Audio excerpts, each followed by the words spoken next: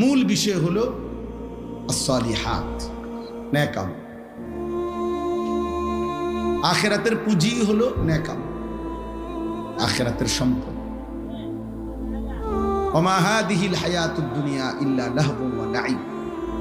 আল্লাহ তাআলা বলেন দুনিয়ার জীবন আর কিছুই নয়, শুধুই তামাশা, শুধুই খেলাধুলা। ওয়া ইন্নাদ দারাল আখিরাতা লাহিয়াল হায়াওয়ান। আর আখিরাতের ঘর জান্নাত, সেটাই কেবল জীবন, বেঁচে থাকা, জীবনের সার্থকতা জান্নাত। আল্লাহ বলছেন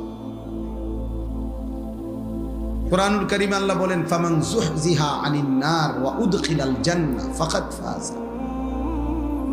যাকে জাহান্নাম থেকে মুক্তি দেয়া হলো, জান্নাতে প্রবেশ করানো হলো, সেই কেবল সফল হলো।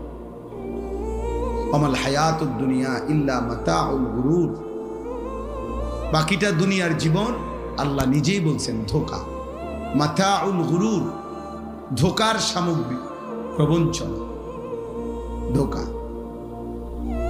গতকাল যাকে দেখছেন হাসছে, আজ শুনবেন হয়তো সে কাঁদে। গতকাল যে ছিল সুস্থ সবল, আজ হয়তো সে অসুস্থ, হাসপাতালের বেড।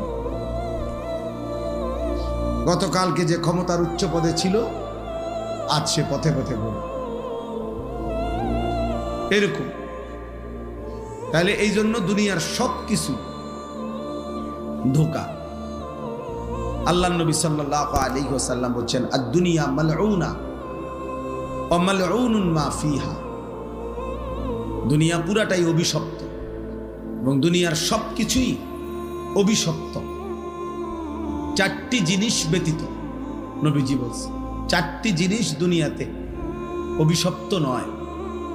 এক নম্বর হলো জিক্রুল্লাহ, আল্লাহ তাআলার জিকির। যখন যেখানেই করা হয় সেটা প্রশংসিত, সেটা অভিশপ্ত নয়।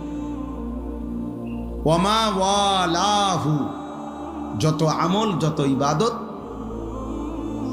একজন মানুষকে আল্লাহর প্রিয় বানাবে, বন্ধু বানাবে, আপন করে নিবে, ঘনিষ্ঠ করবে, এমন সমস্ত নেক আমল, এগুলা একটাও অভিশপ্ত নয়, বরং প্রশংসিত।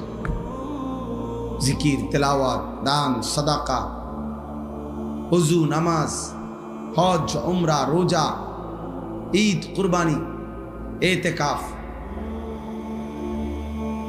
এই মনে করেন প্রত্যেকটা নেক আমল যা বান্দাকে আল্লাহর ঘনিষ্ঠ বানায়, বন্ধু বানায়, এটা প্রশংসিত, অভিশপ্ত না। 3 নাম্বার হলো আলিমুন, একজন আলেমে দ্বীন, তিনি সর্বদাই প্রশংসিত, অভিশপ্ত নয়। 4 নাম্বার মুতাআল্লিম, তালিবে ইলম, আল্লাহর কোরআন, রাসূলের সুন্নাহ পড়ে যারা, দ্বীন শিখে যারা, ইলম শিখে যারা, আল্লাহর নবী সাল্লাল্লাহু আলাইহি ওয়াসাল্লাম বলেন তারা কখনোই ঘৃণিত বা অভিশপ্ত নয়, বরং সর্বদাই প্রশংসিত। এই জন্য নওজোয়ান ভাই সবাইরে বলছি, দোস্ত, অনুভূতি দরকার, ফিকির দরকার, ভাবা দরকার। সবাই মাশাআল্লাহ দৌড়াই আসছো, কষ্ট করে দাঁড়াইছো। আমি বলতে চাই এই কথাটা, প্রিয় ভাই, আমার পরিচিতি বা তোমার পরিচিতি কারোই কিছু নেই, এগুলা কোনো বিষয়ই না।